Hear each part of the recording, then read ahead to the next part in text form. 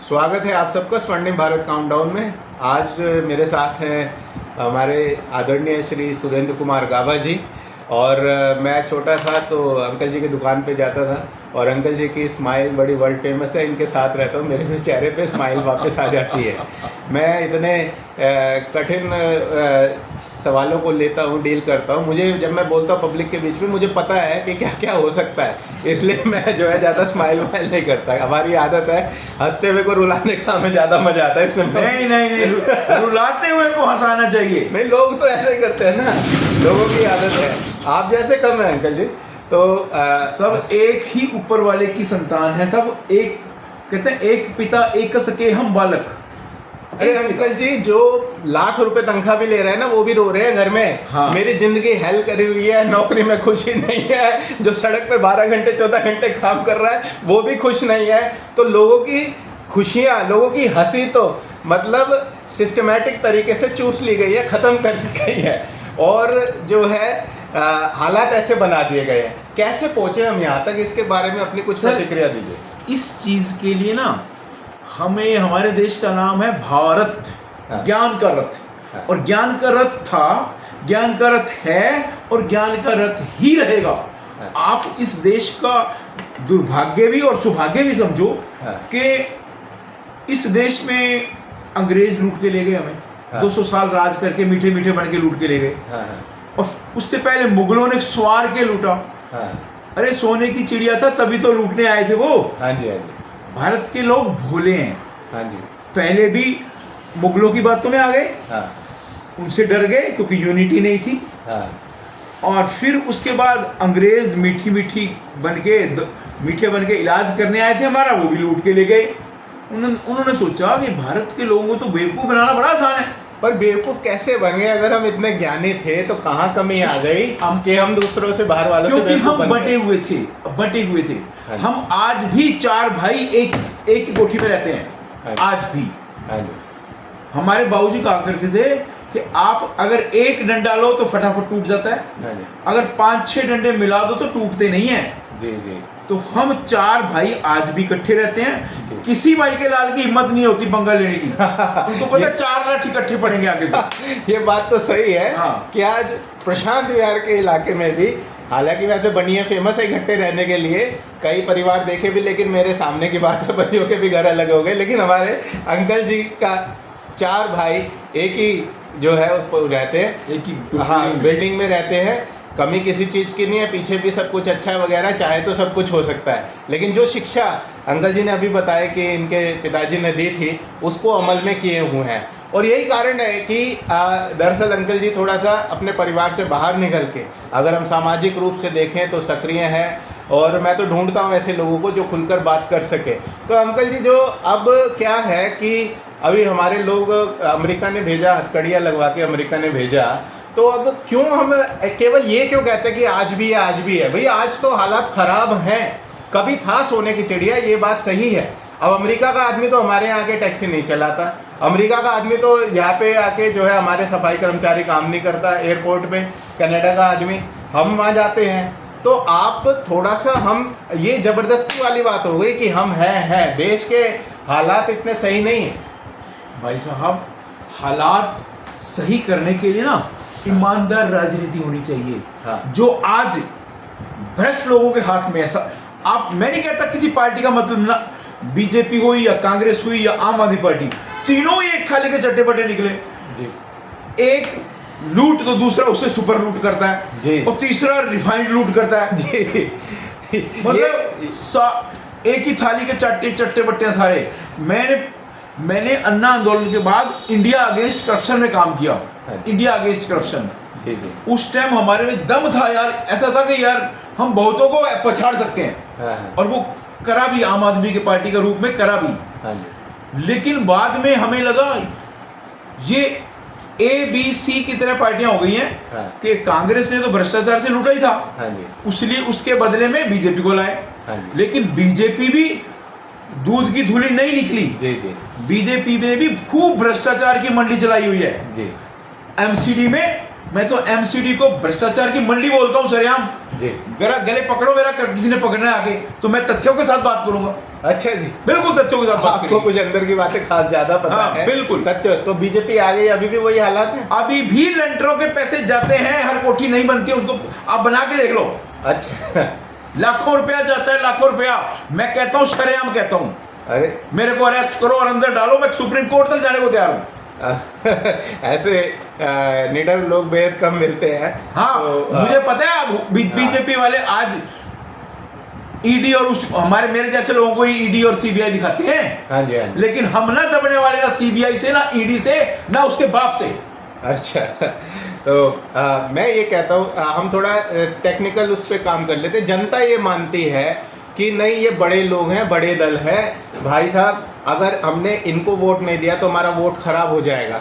तो ऑल्टरनेटिव आपने क्या सोचा है? जनता का ये जो एक सोच है जनता की, तो आपने आज तक, मैंने तो बहुत कुछ सोचा है, आपका भी जानना चाहता हूँ भाई साहब कि जनता को राह दिखाइए, जनता क्या कर सकती है? आज भाई साहब राजनीति में कुछ चंद अच्छे आदमियों की जरूरत है, अच्छे आदमियों जो ये कह सकें, और मैं प्रण करता हूँ चूल्हा भी ठंडा होगा तो बेईमानी नहीं करेंगे। जी जी।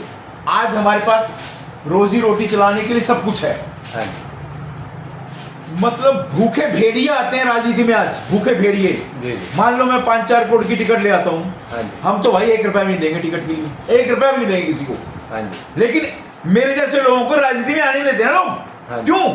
उनको तो 2-4 करोड़ पहली पार्टी में फंड चाहिए। हाँ जी। पार्टी फंड के नाम से लूटा जाता है। हाँ जी। और जो आपने पीछे देखा ही होगा कि कई कंपनियों की जिन्होंने बीजेपी में चंदा दे दिया वो जेल से भी बाहर आ गए।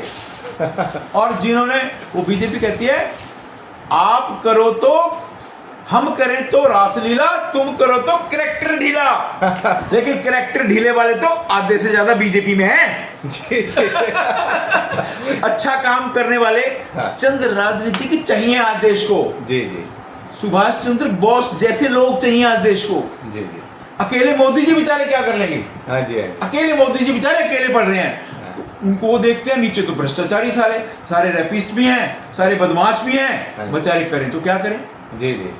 तो आज मैं तन मन धन से हाँ जी। देश के साथ हूं, किसी पार्टी के साथ नहीं। जी।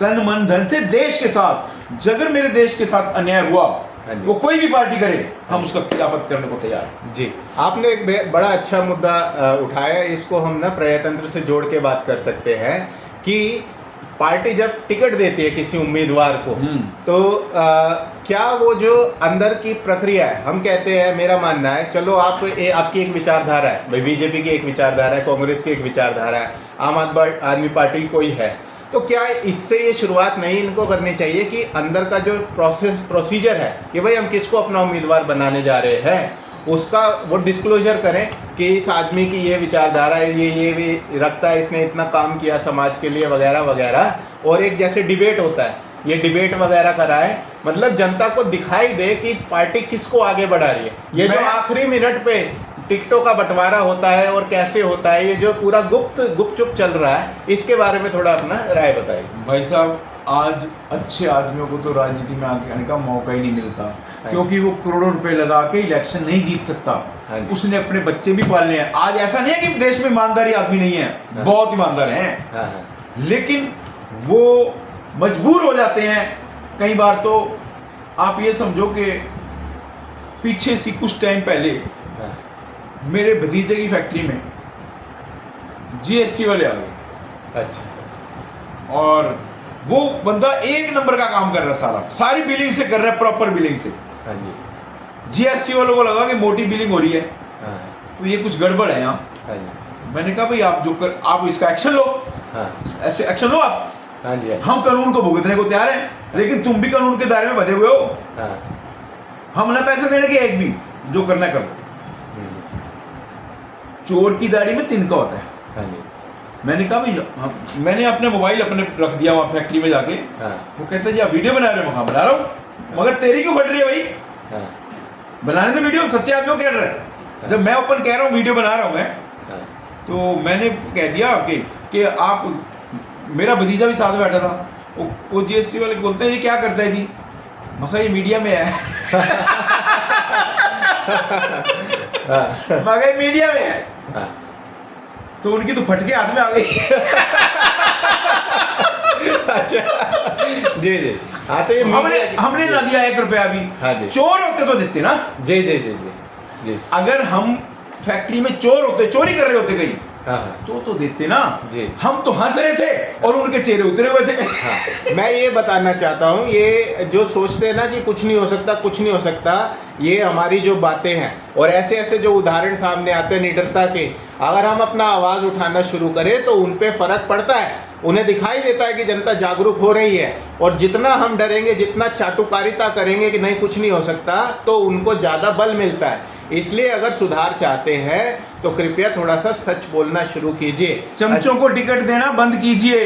जो चमचे आपको मीठा मीठी बोल के कुछ दे लेके टिकट ले लेते हैं ना, कुछ अच्छे देश में अच्छे लोगों को आगे लाइए। सुभाष चंद्र की फौज को लाइए आगे, शहीद भगत सिंह जैसे देश पे मर मिटने वाले लोगों को लाइए आगे, जो कहें कि मेरा चूल्हा भी ठंडा हो गया तो मैं बेईमानी नहीं करूंगा अपने देश के साथ। मैं अगर अपने देश के साथ गद्दारी करूंगा तो मैं ये समझो अपने परिवार के साथ गद्दारी कर रहा हूं मैं। अच्छा, थोड़ा आपकी राय जानना चाहता हूँ अंकल जी, ये हिंदू मुसलमान का मुद्दा अब मतलब बहुत से लोग तो इस हद तक पहुँच चुके हैं कि भाई साहब मुसलमानों के साथ तो चला ही नहीं जा सकता, और इतना दिमाग में उनके बैठ के चुका है कि हमको तो एक अलग ही राष्ट्र, मतलब जैसे पाकिस्तान था ना, वो सोच के बैठ चुके हैं कि भाई इनके साथ नहीं चलेगा और हिंदुओं को आगे जाके एक अलग ही राष्ट्र बनाना पड़ेगा। मैं तो नंबर 1 देश भारत की बात करता हूँ जिसमें सबके लिए जगह है। मैं तो ये भी कहता हूँ कि हमारे लोग तो वो थे जिन्होंने दूसरी जगह जाके शासन किया, मतलब धर्म से ऊपर उठ के किसी भी धर्म का शासक वो होता है जो सब पे शासन कर ले। लेकिन आज हमारी सोच यहाँ तक पहुँच गई है, कैसे पहुँची, आपको क्या लगता है और क्या संदेश आप देना चाहते हैं इस हिंदू मुसलमान के मुद्दे पे? हमारा सभी देश के हुक्मरानों से नम्र निवेदन है कि आप इनको बंटवारे की राजनीति मत कीजिए, देश में आग लग जाएगी और एक फिर से लगता है 47 ना दोहराया जाए। आज हिंदू की माँ भी रोएगी, मुसलमान की माँ भी रोएगी, सिख की माँ भी रोएगी और ईसाई की माँ भी रोएगी, क्योंकि प्यार कहते हैं 2.5 अक्षर प्रेम के पढ़े सो पंडित हुए। पंडित आज हमारे देश में ज्ञानी तो बहुत हैं, लेकिन जो ये अब ये चर्चाएं हिंदू मुस्लिम की चल पड़ी है ना, ये देश को पीछे ले जाएंगी, बहुत पीछे कर देंगी। आज यूक्रेन की हालत देख रहे हैं क्या हुई पड़ी है, आज इजराइल की और फलस्तीन की हालत देख रहे हैं क्या हुई पड़ी है। जिस देश में आज हमें चाहिए हिंदू मुस्लिम सिख ईसाई सब आपस में भाई भाई, अगर और भी है कोई भाई उसकी भी पूरी होनी चाहिए इज्जत देश में। वो समझे मेरा देश है, ये मेरा देश है, हिंदू भी कहे मेरा देश है, भारत मुस्लिम भी कहे मेरा देश है, ईसाई भी कहे मेरा देश है, सिख भी कहे मेरा देश है, और अगर यहूदी भाई या कोई और भी है उससे हम गले लगा लें मेरे भाई, गले लगा के चलें, तभी हम भारत को सोने की चिड़िया बना सकते हैं, ना कि हिंदू मुस्लिम करके बना सकते हैं। आज इस देश के मुस्लिम भी हैं जो देश को चाहते हैं, और हमारे देश में तो हिंदुस्तान दुनिया में सब देशों में 22 करोड़ तो मुसलमान, 22-25 करोड़ तो हमारे देश में भी हैं। हाँ जी। तो आज उन्होंने क्या देश के लिए कुर्बानियां नहीं दी, उन्होंने भी दी हैं, मुस्लिम ने भी दी हैं, हिंदू ने भी दी हैं, सिख ने भी दी हैं, ईसाई ने भी दी हैं, और यहूदियों ने भी दी हैं, पारसियों ने भी दी हैं। आज जो लोग देश में मिलकर चलते हैं, इकट्ठे होकर चलते हैं, तरक्की वहां होती है। अगर मारकाट हो गई ना, यहाँ पे कुछ इन्वेस्टमेंट नहीं आने की, वर्ल्ड के सारे जितने भी MNCs हैं वो वापस पैसा बटोर लेंगे, यार यहाँ तो हिंदू मुस्लिम हो रहा है, हमारा पैसा खतरे में है। अगर हम देश को आगे बढ़ाना चाहते हैं तो मेरी नम्र निवेदन है बीजेपी से, कांग्रेस से, आम आदमी पार्टी से और जितनी भी रीजनल पार्टीज हैं कि मिलकर चलें, मिलकर चल के देश हमारा खुशहाल होगा। जब देश खुशहाल होगा, किसी हिंदू मुस्लिम सिख ईसाई को ये नहीं डर होगा कि मैं भारत में खतरे में हूं, मैं विदेश में चला जाऊं। आज काफी लोग हमारा देश, पैसे वाले काफी लोग हमारा देश छोड़ के जा रहे हैं, शर्म आनी चाहिए हमारे राजनीतिज्ञों को। पर वो तो कह रहे हैं विदेशों में भारत का डंका बज रहा है। भाई साहब, डंका बच रहा है तो अपने अपने बंदों को 100 बंदों को इकट्ठे करके डंका बजवा देना, वो डंका नहीं होता। आप डंका GDP का दिखाओ ना। ये रहा GDP का, आप GDP का डंका दिखाओ। ये देखिए, हाँ, मैं आपसे वही टेक्निकल बात करो ना, टेक्निकल बातें करिए। अच्छा, हाँ। इसमें भी वही है, GDP नहीं देखा जाता, GDP पर कैपिटा देखा जाता है। तो ये GDP पर कैपिटा देखे, जैसे और मतलब जीडीपी तो आबादी ज़्यादा होगी ना, उसकी वजह से भारत का जीडीपी ज़्यादा दिखाई देता है। उसको जब हम आबादी से, पॉपुलेशन से डिवाइड कर देते हैं तब वो जीडीपी। आज आप ये बताइए ना हमारे देश की पर कैपिटा इनकम कितनी है, उस पर बात करो। हाँ जी, वही जीडीपी हाँ। पर कैपिटा ही है। हाँ। ऑस्ट्रेलिया का अंकल जी देखिए, आप पढ़ के बताएंगे ऑस्ट्रेलिया का कितना है? 64,820। ऑस्ट्रिया का 58,000, बेल्जियम का 54,000, कनाडा का 53,000, डेनमार्क का 68,000, फिनलैंड का 52,000, फ्रांस का 44,000, जर्मनी का 54,000, आयरलैंड का 1,00,000, अमेरिका का 82,000, स्विट्जरलैंड का 99,000। भारत का कितना? 2,480। है कोई मुकाबला? बिल्कुल भाई साहब। किसी का 70,000, किसी का 90,000, किसी का 40,000, 50,000, 60,000। $2,480 भारत का जीडीपी पर कैपिटा। तो ये भारत में डंके के ऊपर, इसके बारे में दोबारा से बोलिए। ये पढ़ा लिखा वर्ग वो कहता है कि भारत का डंका, इस पे थोड़ा और विस्तार में बताइए। भाई मोदी जी साहब, के। पीछे सी मेरा जाना 2-3 बार आयरलैंड और इंग्लैंड में हुआ। अच्छा, वहां में जो बच्चे हमारे यहाँ से मूव कर रहे हैं, वहां पे जॉब के लिए जा रहे हैं बच्चे, हाँ। जो अच्छे अच्छे माइंड थे, ड्रेन माइंड थे, वो तो अमेरिका और इंग्लैंड और ऑस्ट्रेलिया लिए जा रहे हैं। जी। ठीक है जी। जो क्रीम थी हमारे देश की यूनिवर्सिटी की क्रीम, वो तो वहां जाके जॉब कर रहे हैं। और मैंने पीछे से कई बच्चों का इंटरव्यू लिए वहां जाके, वर्बली आमने सामने पूछा, माँ बेटा why are you living here, why are you not in India, your parents are in India. तो वो बोले कि अंकल यहाँ पे वैल्यू, ह्यूमन लाइफ की बड़ी वैल्यू है। अरे वो डिसिप्लिन बहुत ज्यादा है उनमें। वहाँ वो लोग आपस में दंगे फसाद नहीं करते ताकि हमारा देश ग्रोथ करे।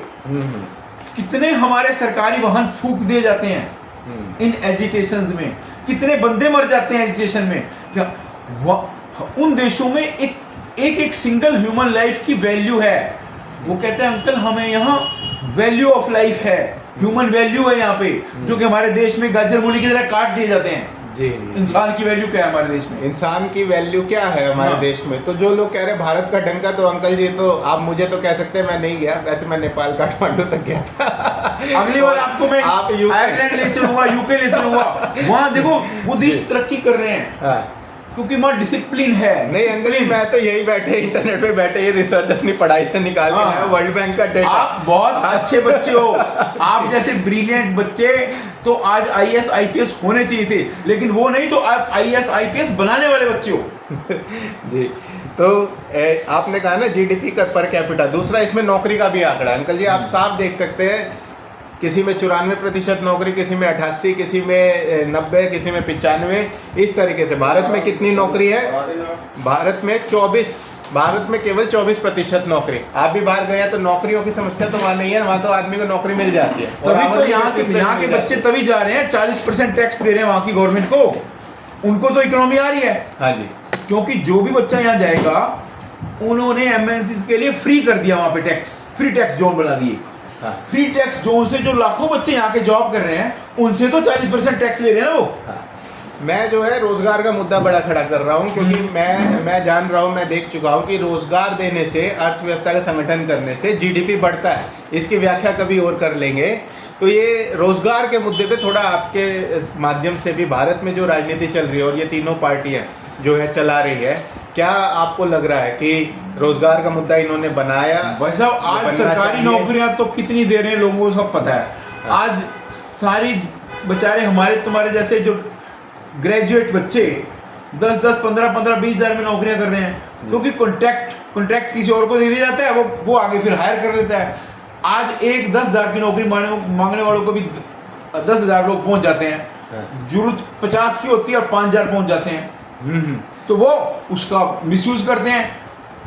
भाई 20,000 नहीं देंगे हम तो 10,000 देंगे, हम तो 12,000 देंगे। हमारे देश की युवा पीढ़ी वो जॉब करने को मजबूर है, क्योंकि रोटी तो खानी है ना भाई साहब उसने। हाँ। चूल्हा तो जलाना है ना उसने। पर ऐसी पढ़ाई लिखाई का क्या कि पढ़ लिखने के बाद भी हमको इस सवाल का जवाब नहीं मिल रहा कि नौकरियां पैदा कैसे होती हैं। तभी तो हिंदू मुस्लिम किया जाता है कि हमारे पास डाटा नहीं होता नौकरी देने का। हाँ जी। हमारे पास डाटा होता ही नहीं। हाँ जी। इतनी नौकरियां दी हमने। हाँ जी। तो बेचारे हिंदू मुस्लिम करके इलेक्शन जीत दिया जाता है, बस छुट्टी। जी जी जी। एक सिंपल फंड है। जी जी जी। सिंपल फंड है ना भाई साहब, हिंदू मुस्लिम करो, हिंदू मुस्लिम और करिए, पार हो जाओ इलेक्शन। और पार हो जाइए। गरीबी, बेरोजगारी, महंगाई, उस इन मुद्दे पे मुद्दों को बात नहीं साइड होती। कर दीजिए और हिंदू मुसलमान जो है करते रहिए। आपका बहुत आप खुश रहो, हंसते रहो, खेलते रहो, लेकिन देश तो हमारा भारत ही है भाई साहब। हाँ, कहते हैं ईस्ट और west, India Bharat is best, Bharat is best, India is best, कोई बात इंडिया इज बेस्ट। हाँ, उसको अभी अगर हालात देखे तो अभी तो बेस्ट नहीं, मैं तो इसमें मेरी आपत्ति है। इंडिया था, अभी बेस्ट नहीं बेस्ट है, हो सकता है, उसको बनाना पड़ेगा। इंडिया यहीं पे हम थोड़ा मात खा रहे हैं, वो हमारे प्यार है। हमारे देश में माइंड की कोई कमी नहीं है, माइंड की कमी नहीं, प्रतिभा की कमी नहीं है, जी, जी। प्रतिभा है। तो आज चंद लोग हैं जो भ्रष्टाचार करने पे मजबूर हो जाते हैं यहाँ पे इंडिया में, ऐसे लोग हैं। क्यों? ईमानदार लोगों को तो टेंडर मिलते नहीं है। हाँ जी। पीछे से मैंने हमारे प्रशांत विहार में साथियों हाँ। रोड बनी, मैंने उनको ये कह दिया कि भाई ये रोड तो थोड़ा खुर्च के बनाओ, पहले कंघी चलाओ रोड पे, रोड को ऊंचा मत कीजिए। तो मेरी प्रेयर ये रही, माननी तो नहीं, मेरे घर के आगे की रोड छोड़ के चले गए, छोड़ दी गई। वो रोड ही नहीं बनी, वो रोड ही नहीं बनी। आज जो 100 मीटर की रोड छोड़ रखी है, क्योंकि सुरेंद्र गाबा के घर के आगे है वो। तो मेरा गुनाह इतना था कि मैंने पूछ लिया, भाई रोड की पहले थोड़ी सी बहुत ही ऊंचा मत उठाओ, हर साल 3 इंच ऊपर उठा के चले जाते हो, हमारे घर नीचे हो जाते हैं। हाँ जी। तो और दूसरा, हमारे घर के आगे नाल जो ड्रेन वाटर है उसकी सफाई करने के लिए आज 15 दिन से वो ढक्कन उठाए पड़े हैं। वो इंतजार कर रहे हैं हमारे आदरणीय प्रवेश वाही जी और आदरणीय विजेंद्र गुप्ता जी, जो कि हमारे एरिया के विधायक हैं। 15 अपने एरिया की सूद नहीं ले रहे वो, अच्छा, बिल्कुल सूद नहीं ले रहे। अच्छा, मेरा अगला सवाल है, नाले का ढक्कन तक 15 दिन से नहीं लगा। अच्छा। और ये अपनी जो डबल सरकार, बीजेपी की डबल इंजन सरकार बनी है, वो उसकी तो स्पीड बिल्कुल ही -डिग्री में होती जा रही है कि जैसे स्लो गियर में लग गई। हाँ जी। अच्छा, ये जो एक चोरी चकारी का मसला होता है, मैं अपनी उससे बता रहा हूँ कि क्या है, जो चोरी वगैरह कौन करते हैं, लोअर इनकम ग्रुप करते हैं वगैरह, जिनको रोजगार नहीं मिलता, क्या करेंगे वो? अब मैं पेट तो भरना है उन्होंने। नहीं, मैं इनके ग्रुप में कलाकारी देखता हूँ, ये हर बार कहते हैं गेट लगा लो, गेट। अपने ही देश में हम एक घेराबंदी कर लें, हाँ, मतलब ये आपको सही लगता है? मैं वहां पे मैं अकेला पड़ जाता हूँ, मैं जवाब नहीं दे पाता। मैं देता हूं जवाब भाई साहब। उस ग्रुप में इनकी एक ही लाइन चलती है, जी विधायक जी के पास अर्जी लेकर चलिए, हमारे गेट लगवा दीजिए। अरे भैया, गेट क्या, जहां से शुरुआत हो रही है वहां पे पहुंचो, तुम्हारे क्षेत्र में आता है वो जड़ तक नहीं पहुंचते। वो तो आजकल के डॉक्टर भी तो ये करते हैं, मर्ज की जड़ में आयुर्वेद पहुंचता है। और एलोपैथी वाले तो भाई रामदेव की तरह मेरी तरह पीछे पड़ जाएंगे, फिर मैंने कुछ कह दिया तो। हाँ, तो वही है, ऊपर से उपचार चला रहे हैं। आप मान रहे ना इस बात को? यार ये हमारे व्हाट्सएप ग्रुप में इनका यही चलता है, ये एक लाइन, रोजगार देना ही नहीं उन्होंने, रोजगार। और मैं ये समझता हूँ, कोई भी गवर्नमेंट आ गए, हमारे देश में जो सी ग्रेड फ्री की राजनीति चल गई ना, ये सत्यानाश करेगी देश का। और अंकल जी, ये जैसे हम प्रशांत विहार इतना अच्छा इलाका है, क्या आप देख पा रहे हैं? पार्क है यहाँ, इतने खूबसूरत पार्क है, लेकिन गंदगी पड़ी है उनमें। नहीं, वो गंदगी, पर हमारा बच्चा कहाँ है? बच्चे खेलने नहीं आ रहे। हाँ। अब वो जो एक पॉल्यूशन हमारे जो नेता है, लीडर है, उनका भी तो एक दूसरा रोल, मैं कल्चरल एंगल, सांस्कृतिक एंगल बता रहा हूँ कि भाई खेल प्रतियोगिताएं आयोजित करें, कुछ वह करवाए, म्यूजिक, डांस वगैरह, ताकि लोग मोटिवेट हों, कुछ करवाएं। हम उनके भरोसे ना रहे। कहते हैं God help those who help themselves. हम शुरुआत करते हैं, आप मेरा साथ दो, मैं दूंगा, मैं करूंगा काम। मैंने डाली थी अपनी राय व्हाट्सएप ग्रुप में, ऐसी बातें कोई नहीं। I am with you my dear, मैं तो आपके साथ हूँ। जो चैप्टर कोई ना कर पाए शुरू, वो हम करेंगे ना, हम तुम मिलके करेंगे। और हम आप मिलके चलिए, हम बातें कर ही रहे हैं, आगे जो हो सकता है जनता की उससे ही, मतलब हमारे बच्चे जो है, हम कुछ ऐसी व्यवस्था कर सकते हैं। मैं मुद्दे बहुत दूंगा आपको, आप उन पे चलते रहना, और हम लोग एक दिन जल्दी चैनल बना जाएंगे टीवी का, पक्की बात कह रहा हूँ जी। बहुत, मेरा तो चल रहा है स्वर्णिम भारत समाचार फेसबुक पे, मैंने अपना, तो मैं उसको कंट्रीब्यूट करूंगा, कोई बात नहीं। और ये आपका सेकंड वीडियो है, मैंने उस दिन लाइव वीडियो आपका बनाया था, आपका बहुत बहुत धन्यवाद। हमारी ये चर्चा जारी रहेगी, हमारा लक्ष्य है भारत को दुनिया का नंबर 1 देश बनाना, बस इतना ही मेरा कंट्रीब्यूशन है। इससे आगे मैं जो भी बोलता हूँ आप मेरा विरोध कर सकते हैं, लेकिन मेरी आपसे जो है रिक्वेस्ट है सबसे, कि भारत दुनिया का नंबर 1 देश कैसे बनेगा, इस पर आप अपनी राय मेरे को देते रहिए। उसका है कि हमें उन राहों पर चलना है जहाँ हर हालत में संभलना है, हम हैं वो दिए औरों के लिए जिन्हें तूफानों में भी जलना है। धन्यवाद।